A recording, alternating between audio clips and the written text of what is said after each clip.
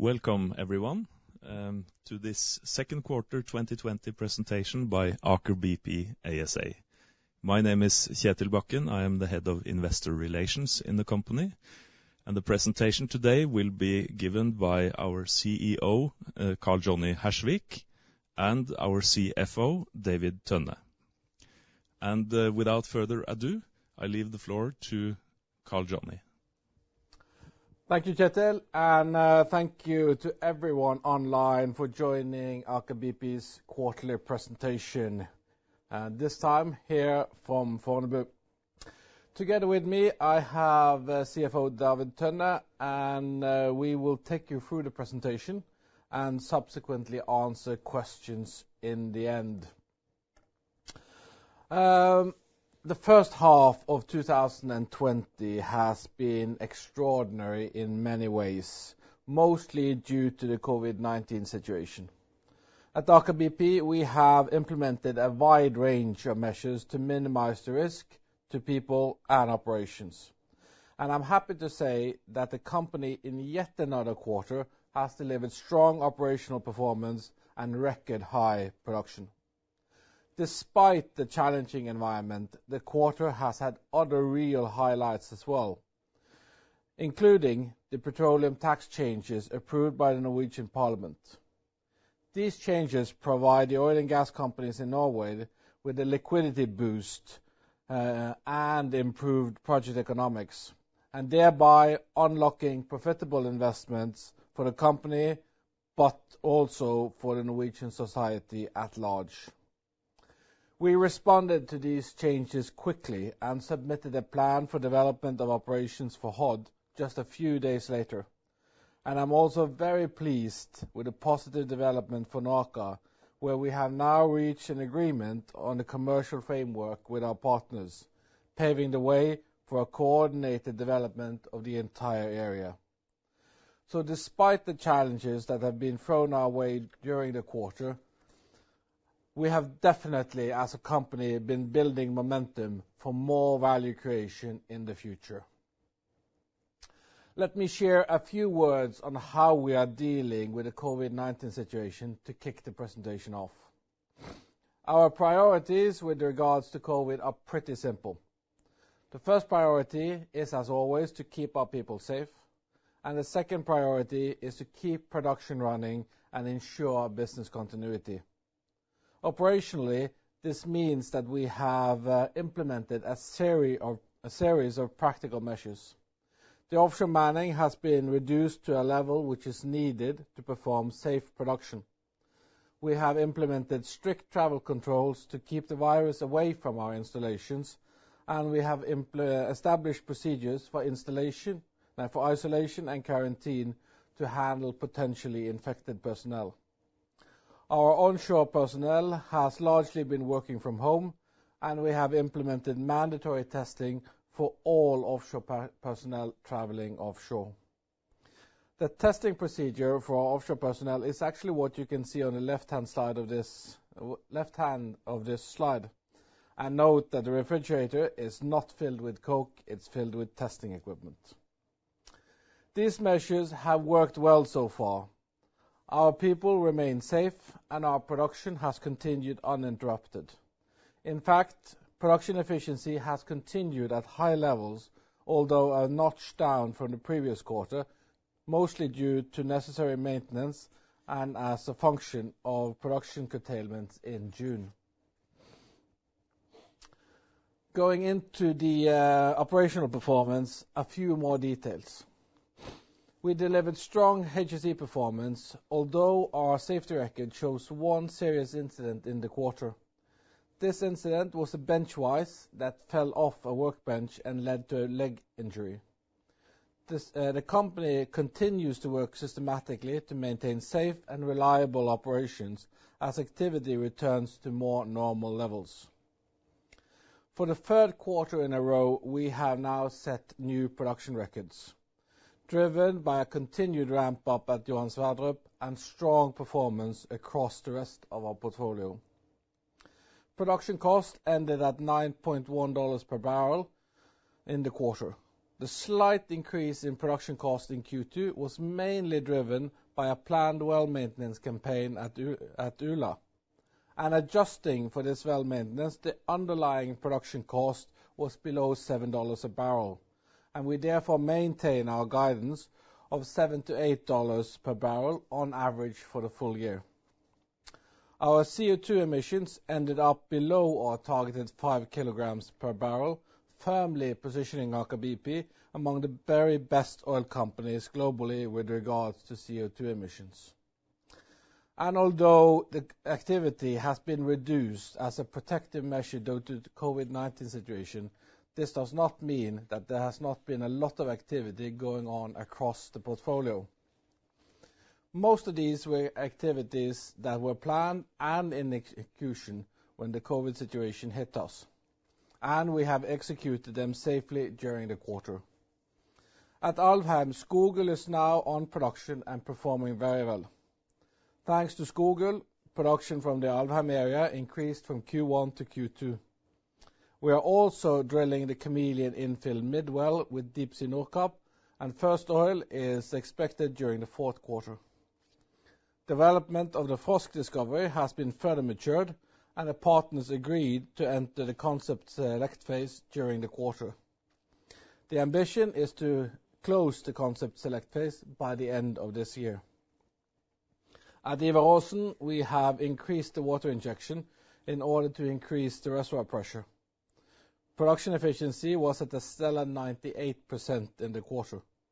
In August, we plan to spud the first of 2 new IOR wells, and we are also continuing to mature the Hans development. Skarv is also one of the assets with higher production in Q2 compared to Q1, and with an incredibly high production efficiency. The Ærfugl project is progressing well, and the first well from Ærfugl Phase 2 was put in stream in April. Phase 1 startup is expected in the fourth quarter this year, and the remaining Phase 2 wells is expected to come on stream in the fourth quarter next year. At Ula, we have now completed our 4-well drilling campaign over the last year. Planned maintenance also affected the production somewhat at Ula in the quarter. Drilling of the 9 wells at Valhall West Flank is now complete and stimulation continues. The second quarter production decreased due to a planned shutdown in June. At Sverdrup, the ramp-up continues safely throughout the quarter, and 11 wells have now been put on stream. And in April, the oil production reached the new Phase 1 plateau of 470,000 barrels of oil equivalents per day. A significant event in the second quarter was the Parliament's approval of temporary tax changes and the following investment decision of the Hod development. The day after the Parliament's decision, the Aker BP flag was hoisted by workers at Kværner Verdal, and the welding started only hours later. The tax changes are really important for several reasons. First, they accelerate cash flows for oil companies like ourselves. This improves liquidity and after-tax returns, and hence stimulates investments in the downturn. Second, this contributes to maintaining competence and capacity in the Norwegian oil service industry. As an oil company, we are totally dependent on having access to world-class oil service industry. And it's vital for us that this industry not only survives, but that it actually thrives. This is the only way to secure that the industry can continue to attract competent people and remain capable and innovative. This is fundamentally a part of our philosophy that has shaped the alliance model, where we are building long-term relationships with our key suppliers based on a one-team culture and common incentives. Thirdly, the increased investment activity will have positive effects for the Norwegian society at large, both in terms of job creation and in terms of increased tax revenue to the Norwegian state. And we're already starting to see the positive ripple effects of the tax changes. The Hod project, which I will revert to shortly, is expected to generate 5,000 FTEs along the Norwegian coast. and this means that the apprentices can once again complete their training, get certificates and become skilled workers. For instance, Christian Kyvik, who is working at Leirvik at Stord, and Leirvik has been awarded a contract to build a housing module for the helideck and the helideck for the HOD project. And it means that highly skilled, competent workers will once again be employed. For instance, Håvard Forsland, working at Karl. He worked as an apprentice on the Valhall West Frank project and was offered employment at Kværner Verdal the day after we took the investment decision for HOD. Our job is to maximize the value of Aker BP's portfolio, but I'm also genuinely happy when we contribute to important ripple effects in the society where we operate. The HOD project is for sure an inspiring one. It's not the largest one in our portfolio, but it has important industrial implications. The HOD platform will be the first real copy on the Norwegian continental shelf. With this project, we are moving the oil and gas industry in Norway from custom design and tailoring to manufacturing. And to us, manufacturing is the only way to reap the benefits of learning effects, pushing efficiency up and cost down.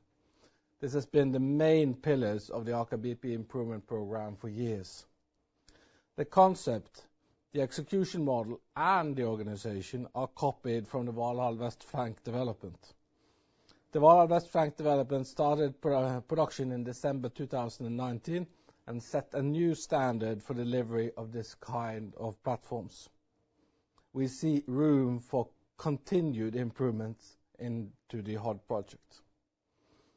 With only 40 million barrels, we're still expecting very good economics of this project, with a break-even oil price for the company less than $25 per barrel. This is key to succeed with our ambition of producing another billion barrels from the Valhall area over the next 40 years. During the quarter, we also reached an agreement with Equinor and Lotus on a commercial framework for a coordinated development of the NOAKA area. This agreement is an important milestone, and it sets the conditions for development of all the resources in the area.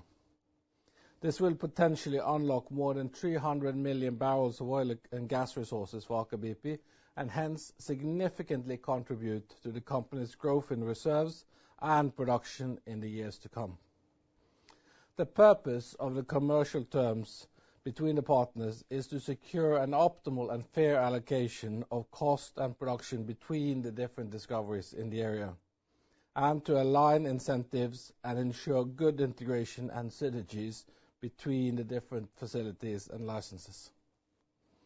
The development concept will be further optimized prior to submitting the PDO, and the partnership has an ambition to further reduce cost with an integrated contract strategy. NOAKA will be built on our field of the future concept, with extensive use of digital solutions both in the development and operations phase. This will give optimal operations and optimal reservoir management. We also intend to develop NOAKA with a minimal carbon footprint, powered from shore. The area is prolific, with many exploration opportunities, including the appraisal of the Liaton discovery. The infrastructure will enable tie-ins of further and future discoveries. The development in the area will also have significant effects on the supply industry. Total investments are expected to be more than 50 billion NOK, and the employment effect is expected to around 50,000 FTEs in the development phase alone. We have already established a project team to lead Aker BP's activities in the early phase of the project, and contracts for concept studies are expected to be awarded shortly. Our goal is to submit plans for development and operations in 2022. This concludes my operational part of the presentation, and David will now go through the financials of the quarter. David, the floor is yours. Thank you, Karl, and good morning, everyone. Aker BP's net production in the second quarter was 210,000 barrels per day. This represents a new all-time high for Aker BP.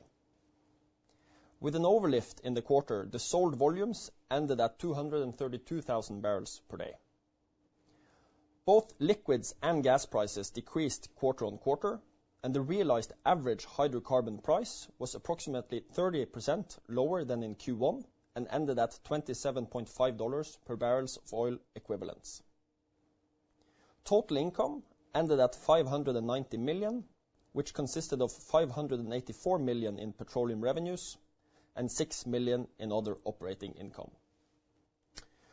Now, before leaving the topic of oil prices, although the average prices were low in the second quarter, we have observed an improvement from April to June.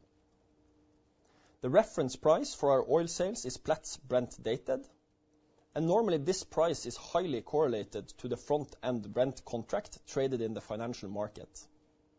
However, in the second quarter, Brent dated traded at a noticeable discount, which is an indication of a very weak physical market. Towards the end of the quarter, this gap closed, providing a sign of normalization. For Aker BP specifically, realized liquid prices were positively impacted by the timing of liftings, with more cargoes in May and June compared to April. Using average Brent dated for the quarter as a starting point, this timing effect was roughly $3.1 per barrel.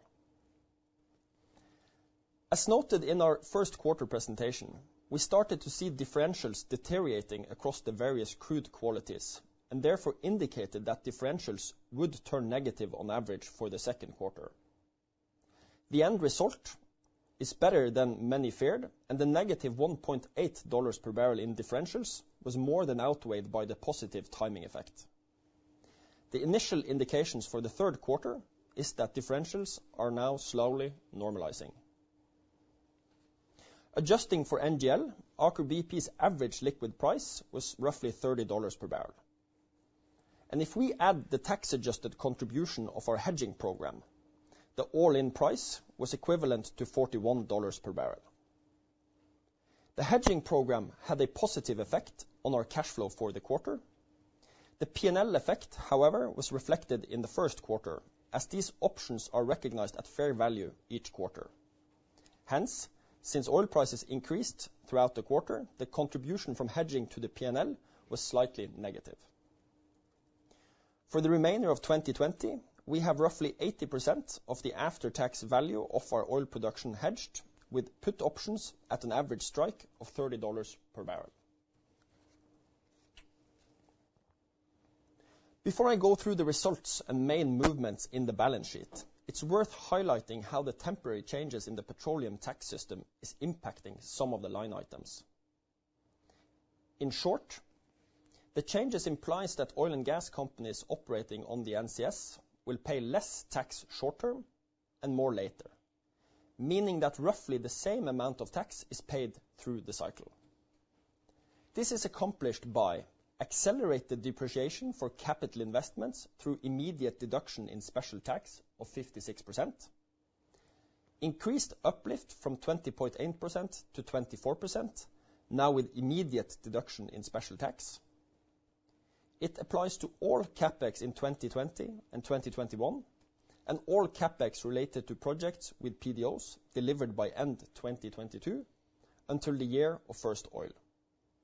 And lastly, the tax value of taxable losses in 2020 and 2021 are refunded in cash through the normal tax installments.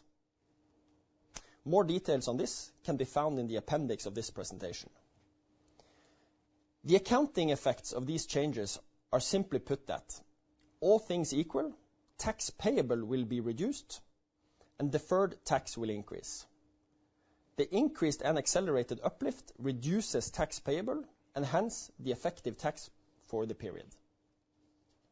Now with that as a backdrop, let's shift focus over to the financial results. As mentioned, total income was 590 million. Production cost of sold volumes were 196 million, and the production cost related to the produced barrels amounted to 173 million, equaling a cost per produced barrel of $9.1. Adjusted for the well maintenance mentioned by Karl, the underlying production cost was roughly $7 per barrel. Exploration expenses amounted to 50 million, and 22 million was related to the purchase of seismic, and 10 million dry well costs, mainly related to the Sandia well. Total cash spend on exploration activities in the second quarter ended at 59 million.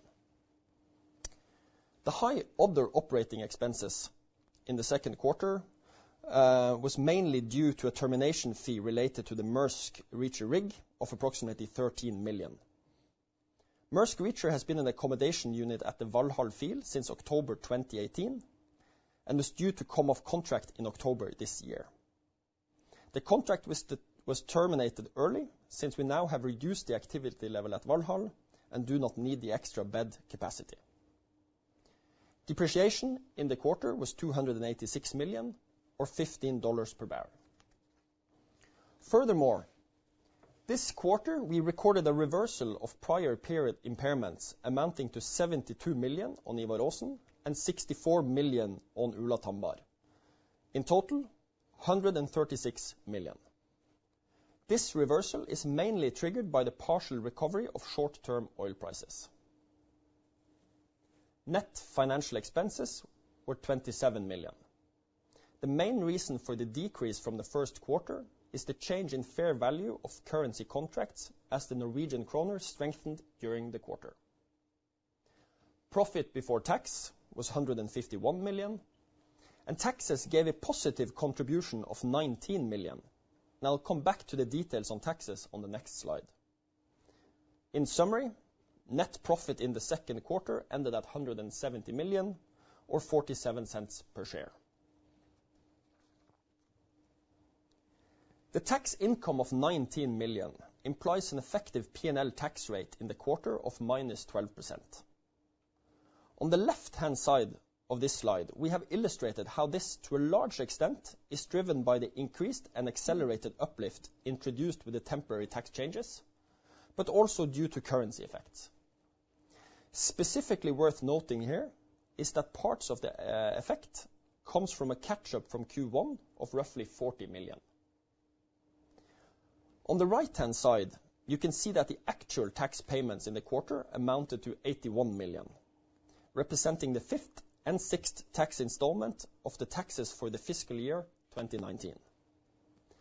Furthermore, this graph illustrates how the change in the tax system is causing a shift from current tax to deferred tax, as roughly 340 million are moved from a deferred tax asset to a tax receivable due to accelerated tax depreciation.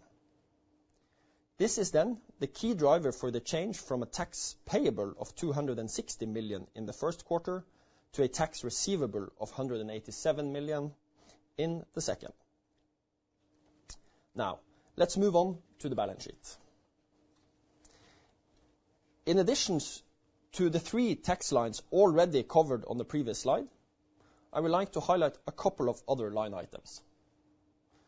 Other intangible assets increased by 52 million, mainly due to the mentioned impairment reversal.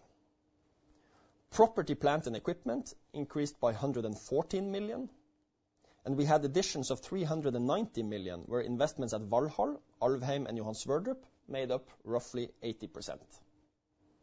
Depreciation of PP&E amounted to 253 million, and the reversal of impairment was 69 million. And lastly, the sale of our ownership in Gina Krog reduced PP&E by 91 million. On the other side of the balance sheet, equity was increased by 99 million, which is the sum of income and dividends.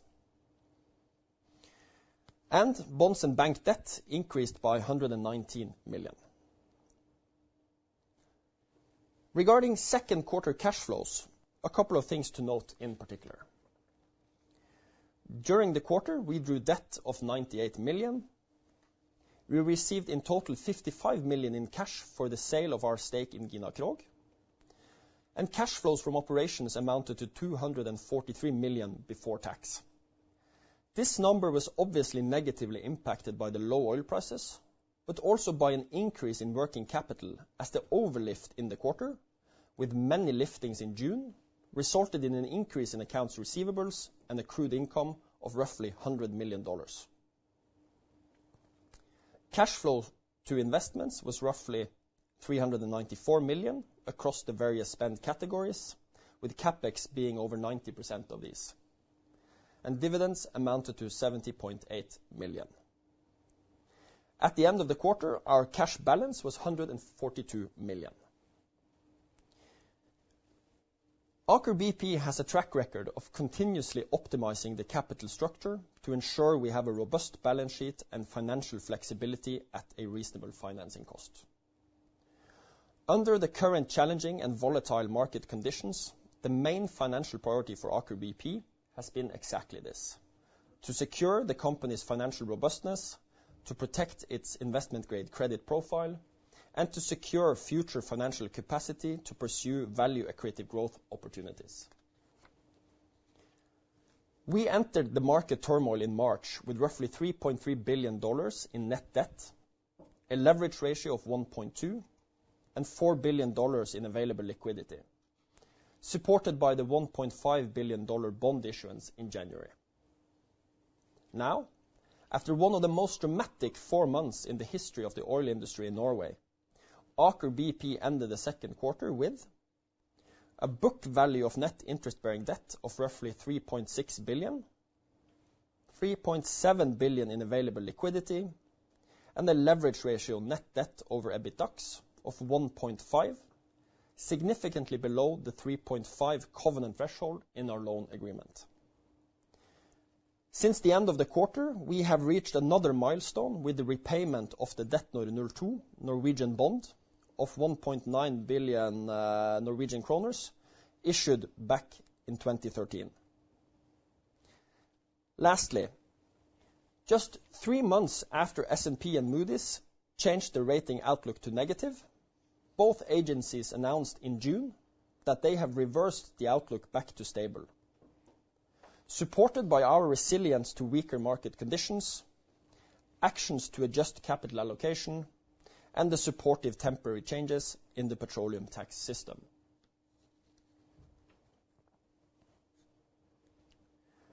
Now, we have touched upon the changes in the fiscal regime several times already today. Karl, from a strategic perspective, about what this means for Aker BP, the supplier industry, and for the broader society in Norway. Myself, mainly regarding the accounting effects. However, more important than the accounting effects is what accelerated tax depreciation and increased uplift means for Aker BP's profitability and financial strength over the coming years. First of all, the break-even oil prices for a typical project in our portfolio is reduced with roughly 25%. Further strengthening the profitability of an already robust project portfolio of approximately 900 million barrels of 2C resources. Secondly, year 1 tax deduction for capex increases from 16% to 73%. For the fiscal year 2020, this means that the post-tax cash outflow related to our investments is reduced with over 60%. And this is after we have added an additional $150 million for investments in the Hod project. And thirdly, in the short and medium term, the cumulative cash flow generated is substantially improved in a period with planned high investments in, among other, the NOAKA project. This implies significantly less strain on the balance sheet to capture profitable organic growth in the coming years.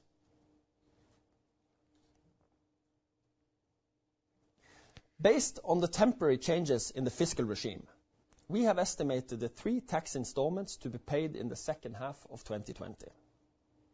In the third and the fourth quarter, we expect to receive a cash refund of approximately $100 and $200 million respectively. Furthermore, we have illustrated the sensitivity for the installments in the first half of 2021 at various oil price scenarios. The prices indicated are averages for the full year 2020. Now, before leaving the word over to Karl again for some concluding remarks, I will, as normal, quickly walk you through the latest guidance update for 2020. Production in the second quarter was somewhat above our original plans, with strong performance in particular at Alvheim, Ivar Aasen and Skarv. Although the production curtailments will have a certain negative impact on our production in the second half of the year, due to the strong performance so far, we remain comfortable with the guidance range of 205 to 220,000 barrels per day. Our capex guidance for 2020 was adjusted to $1.2 billion in March, down from the original plan of $1.5 billion. However, as mentioned at our first quarter presentation, the changes in the petroleum tax system could trigger additional investments already in 2020. This has now materialized, and in June we sanctioned the Hod project, adding an additional $150 million to the capex program this year.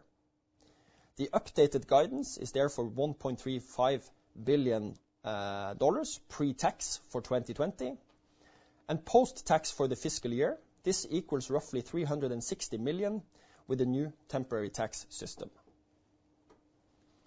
We reduced the exploration program from 10 to 6 wells earlier this year and adjusted the estimated spend level accordingly. The updated exploration plan stands firm, and so does the expected spend level of $350 million pre-tax. Spend so far this year related to abandonment has been low. The main bulk of the planned work is related to P&A at Valhall and is scheduled to start in September. We keep the original guidance at $200 million pre-tax. And lastly, in March, we reduced our guidance on production cost from $10 to $7 to $8 per barrel. The two key drivers for this was reduced activity offshore due to COVID-19 and the weakening of the Norwegian kroner to an estimated average of 10 Norwegian kroners per dollar.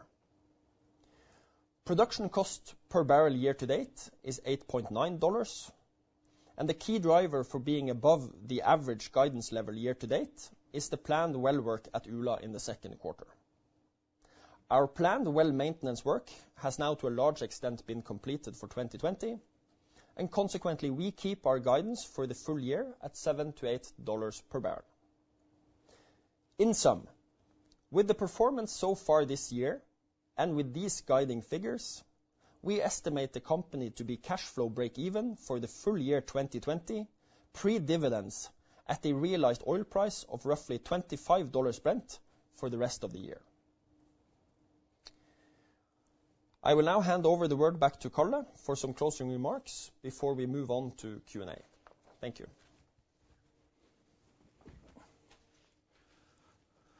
Thank you, David. Thank you for a walkthrough of the financials, as usual. And I'm sure there was a lot of interest in the tax discussions. For those that are interested in even more details, the IR guys are, of course, always at your service. Now, returning to the more strategic level. I must admit that the Q2 has probably been one of the more challenging events in the Aker BP history. From the start in March with the COVID-19 situation, the rapid deployment of a lot of mitigating measures and response both on our operations and our financials. This was a very challenging event for Aker BP. However, I'm also extremely proud to say that the organization has responded forcefully, quickly, and with determination.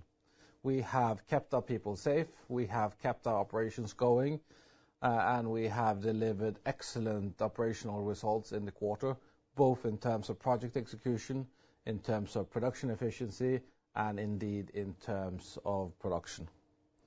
And ultimately, we ended the quarter with starting to realize an unprecedented opportunity for value creation for the Aker BP shareholders as the new tax changes take hold in Norway. This means that the hopper, the large 2C hopper, that's been one of the traits in the Aker BP history, has now been transformed into a fundamental and probably unique value creation opportunity. That being said, I can assure you that here in Aker BP we will continue to work diligently to maximize shareholder value. We will continue to stay focused on our performance, to stay focused on our business, and to make sure that we create all the opportunity we possibly can and turn that into value for the shareholders. Let me also remind you that while I actually went out in the organization and said Aker BP is going to come out of the COVID-19 situation as a stronger company than we went into the COVID-19 situation with.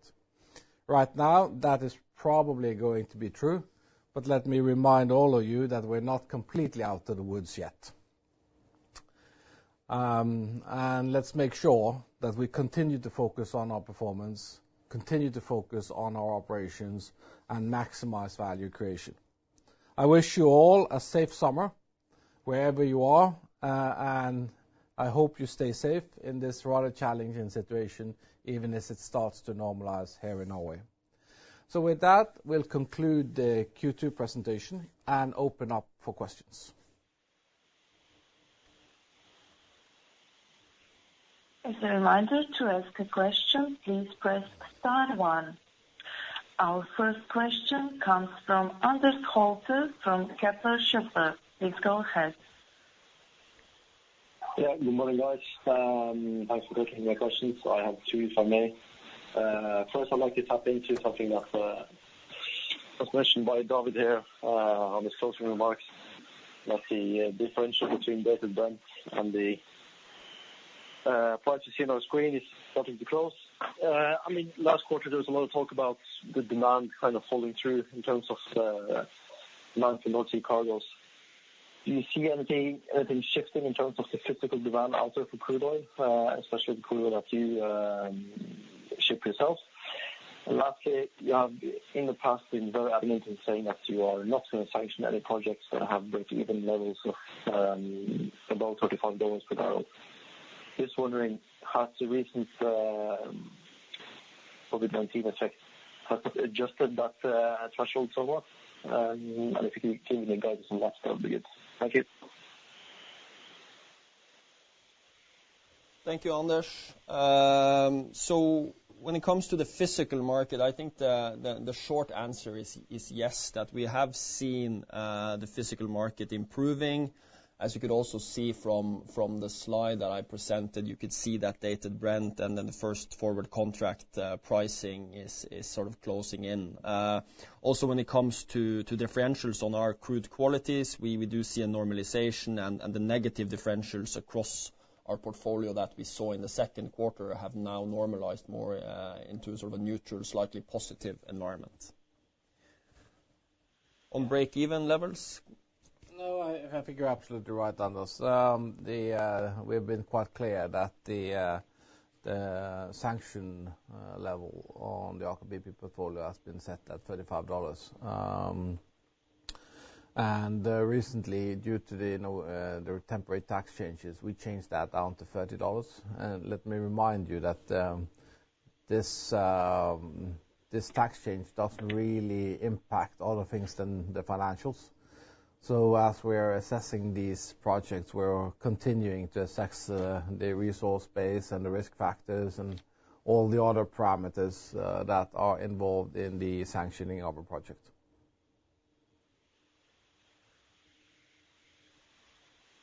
Very good. Thank you. We will take our next question from John Sharenton from Societe Generale. Please go ahead. Yes, good morning, gentlemen. I would like to ask 3 questions, if possible. The first one will be on the CapEx outlook. It's clear that you have now moved away from the sanction-only scenario. So would you mind providing some indication on next year's capital and possibly E&S spending trend? That would be appreciated. And then the second question would be on uplift. Thank you for singling out the related catch-up effect from Q1 on the Q2 uplift. As we are now halfway through the year and moving into a new semester, are you able to guide on the uplift for the second half of the year? And then last question, very quickly, can you touch upon the hedging policy for tax installments? Thank you. Thank you, Johan, for your questions. I'll start, and then Karl can add on. When it comes to capex level, yes, as you mentioned, we back in March moved into sort of a sanctioned-only scenario. But with the changes in the fiscal regime, we have now sanctioned HOD, and we are, of course, also evaluating other opportunities in the portfolio to sanction. It's a bit too early to guide on capex for 2021 yet, but I think an indication would be to go back to the capital markets update presentation and look at sanctioned-only levels, and then add back the capex for 2021 on HOD. And then we are, as I mentioned, also maturing other opportunities. So with that in total, we are probably looking at a capex level in the close vicinity of the updated guidance level for 2020. When it comes to uplift, the uplift for the remaining parts of the year would be, I guess, quite similar to what we have seen in Q2 isolated. I think that's the best assumption to use. Of course, and then you can also do the math looking at the capex spend for the second half of the year with the new updated uplift percentages. And your last question was related to? The hedging policy, if I may, on tax installments. Do you hedge the exchange rate? Yes. So when it comes to hedging on FX, we do have an active policy of hedging some of the currency exposure, and we will be hedging the tax refunds continuously as they have been set. Thank you. This is very clear.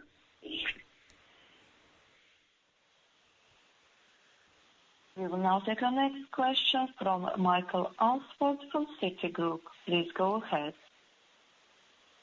Thank you. Good morning. I've got a couple of questions, please. So firstly, on the Aker, you announced the agreed sort of commercial terms, and given the tax changes in Norway, could you maybe talk a little bit about where you see the break even that project? And given the high equity that you have in that area, do you see yourselves carrying that level of equity through to development of the project? Secondly, could you maybe elaborate a little bit more on seizing new opportunities? You've got a large resource base already, so I just wondered if you could update on your criteria for new assets, given the recent tax changes. And then just finally, understandably, a lot of focus on investment levels given the tax changes, but where does that leave your ambition to regrow the dividend? Thank you. Yeah, sure. Thank you, Michael. So when it comes to Aker, I think it's a bit early to guide on break-evens.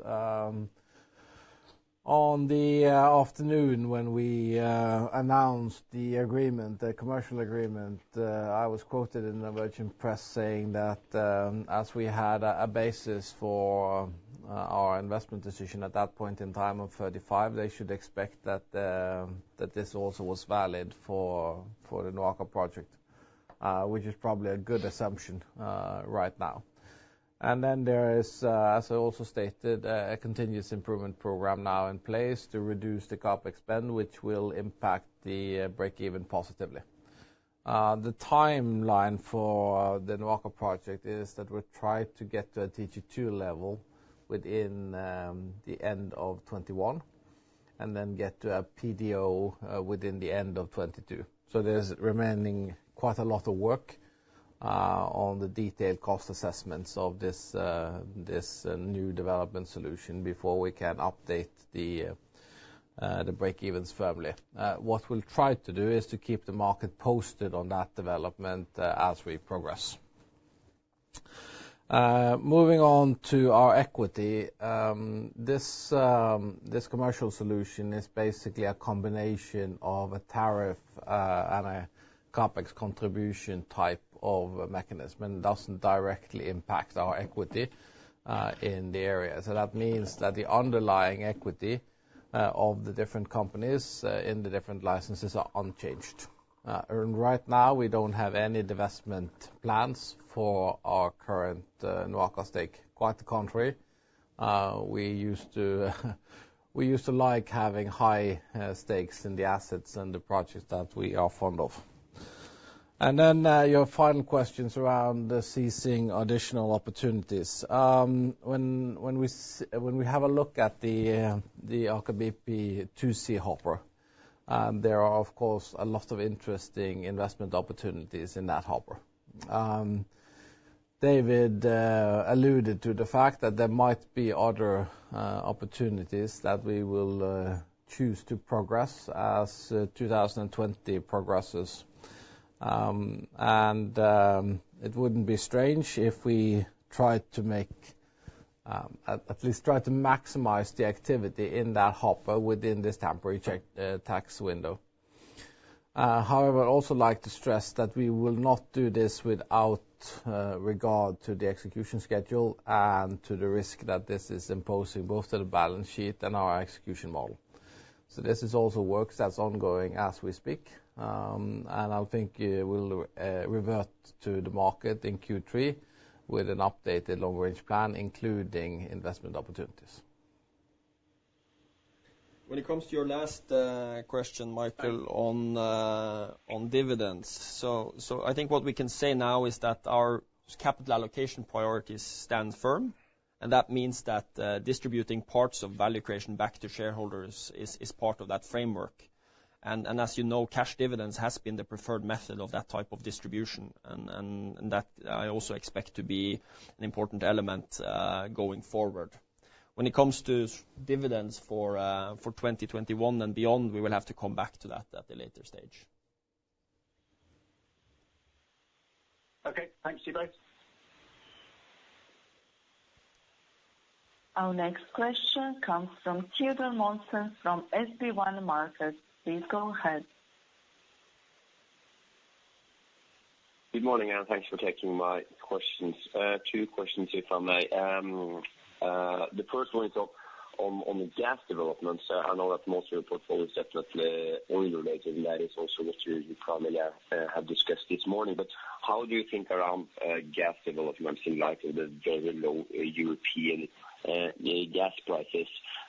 Second question is on hedging strategy going forward. You said that 80% the after-tax volumes is hedged at $30 per barrel for the second half of this year. But going into 2021, should we expect you to continue to hedge a substantial portion of your volumes, just like you have done this year?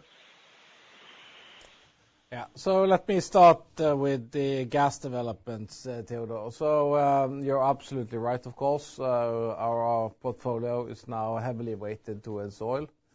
I think the ratio now is roughly 80-20.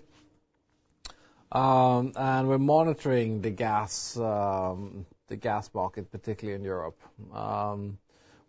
It's not totally unexpected to us that we're seeing weakening of the European gas markets. I think the level is a bit lower than we expected a few months back, but I mean the COVID situation has basically thrown a lot of our models out of whack.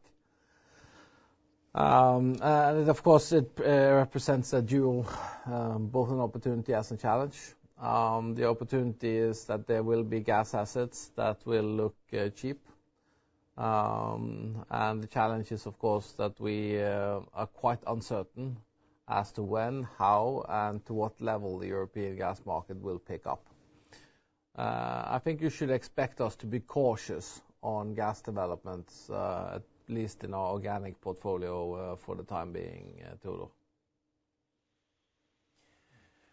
Your second question, Theodor, with regards to hedging. So we do have a policy when it comes to hedging, which allows us to, of course, hedge 18 to 24 months into the future. But this is, of course, not a mechanical approach. So we do a sort of a holistic evaluation of the whole risk management framework and evaluate sort of the cost benefits of that. That being said, we do expect also to continue our hedging policy also into 2021, but the timing will, of course, be dependent on how the market develops and the cost benefit of that.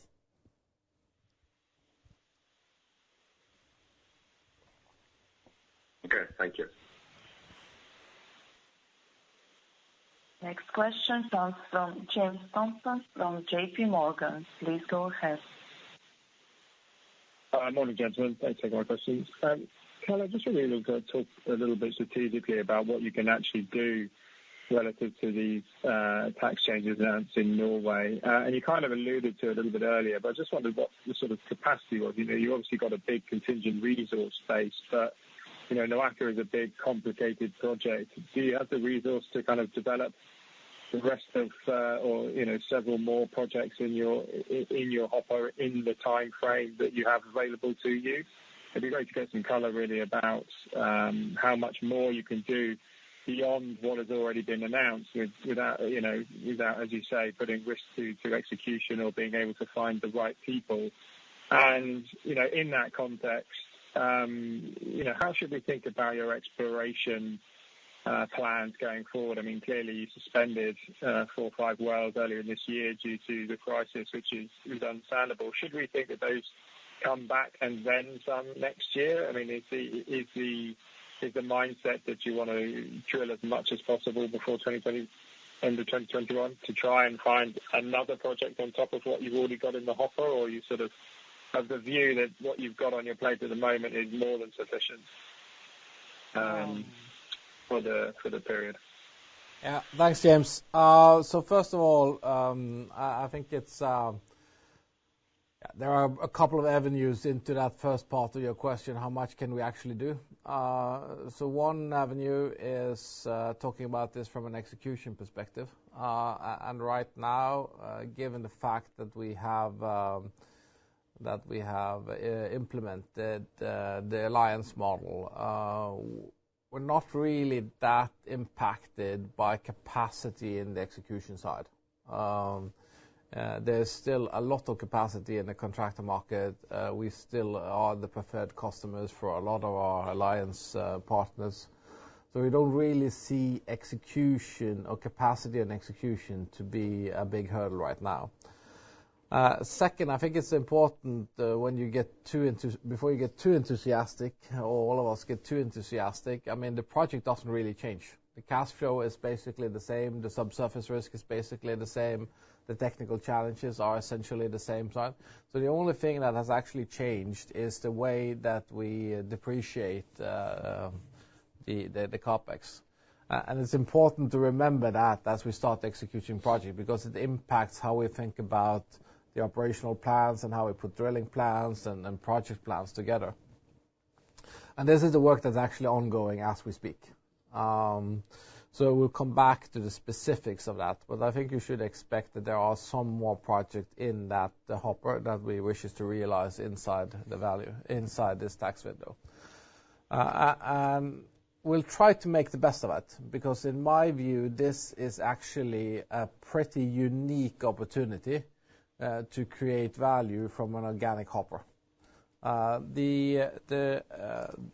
The break-even reduction from a financial perspective is in the range of $10 a barrel on a project basis, which is a pretty unique opportunity. And of course, as a management team set out to maximize shareholder value, we'll try to find a balance between executing as many projects as we possibly can, but at the same time not putting the execution model at risk and ending up with severe delays and cost overruns. And then finally, I think it's also worth noting that out of the 980 roughly 2C resources, NOAKA is roughly a third. So with NOAKA running at full steam, quite a lot of this is actually already in the works. Now, when it comes to exploration, the updated program of 2020 is roughly 4 wells from an operated perspective. And I think, James, I don't really see the need for a lot of additional prospects to come into this hopper. We have sufficient resources and sufficient work to do inside the existing resource hopper. So what I think you should expect going into 2020 is not at all that we'll revert to the old exploration strategy, but you should expect that we remain cautious and focus on replacing the 2C hopper around our operated assets. And then we'll come back, as we usually do in the autumn, with updated drilling programs for next year. But don't expect us to come back with a very ambitious drilling program for 2021. Okay. Interesting. Thank you for that. Appreciate the color there. Just one other follow-up from me. I mean, given the extra liquidity you're getting over the next couple of years, and given that I think it feels now that a lot of the focus is organic rather than inorganic, could you argue that perhaps you have a little bit too much liquidity at this point in time, and actually you could maybe trim the balance sheet down a little? I think it's important to look at the whole balance sheet and the timeline of the changes in the temporary fiscal regime holistically. And if you look at the illustrative chart on one of our slides in the presentation where we are showing the cumulative cash flow over time, you basically see in the end of the time period, you basically have the same cash flow cumulatively. So with that being said, I think it's natural that the robustness of the balance sheet will improve, of course, in the medium term when the cash flow is significantly improved. But then keeping in mind, of course, that the cumulative cash flow is almost the same over the whole period. But we're also, James, we've also been quite clear that in terms of liquidity and availability of funds, we would like to be cautious and maintain a robust capital structure.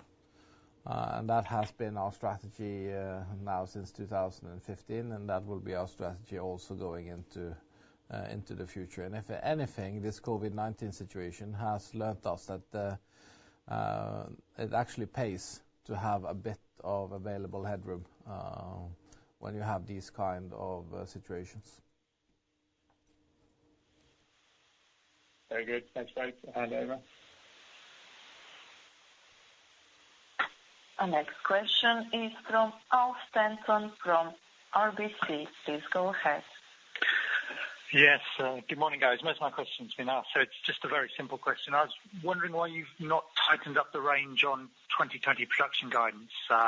You've averaged 210 in the year to date. I was wondering why that's not the bottom end of the range. And I suppose the question then is June's presentation of production growth in Q3 and Q4 still standing? Thank you for that, Al. So I think the reason for not tightening up the range is, of course, that there is quite a lot of uncertainty when it comes to the curtailments and also the ramp up of production in the second half of the year. So that's why we haven't adjusted it. But as mentioned, we feel very comfortable with the range provided, and then we'll come back, I guess, in the third quarter with also the results from the third quarter, and then probably adjusting the range accordingly. Okay. With that, operator, we have time for one last question. Perfect, thank you. So our last question comes from Karl from ABG. Please go ahead. Hi, guys. Quick question on following up on exploration.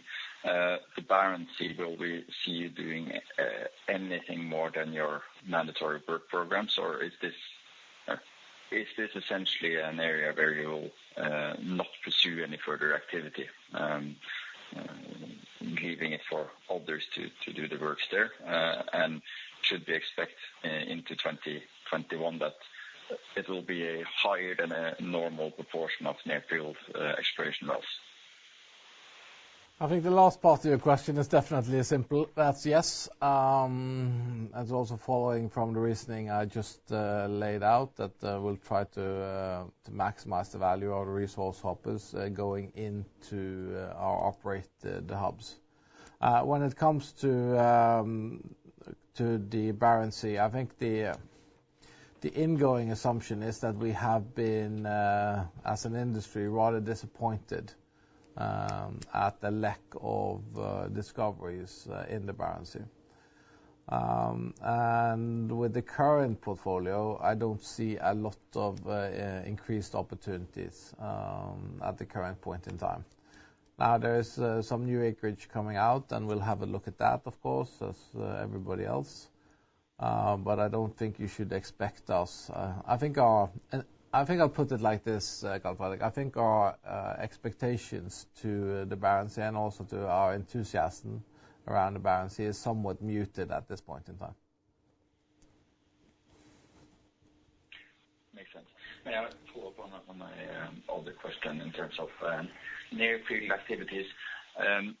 Which hub do you think, or do you see as the most promising for being able to add more projects under the temporary tax change regime? I think right now that will probably be Alvheim, but also Skarv is showing some promise. So those two FPSOs are probably the most interesting right now, both not necessarily in terms of total returns, but certainly in terms of activity that can come to play within the current temporary tax changes. Thank you. Okay, operator. I think we have to close off then. So any further questions could, of course, be guided towards the IR department here at Aker BP. And with that, I would like to thank all of you for joining the call and also for asking questions. And wish you all a very good summer.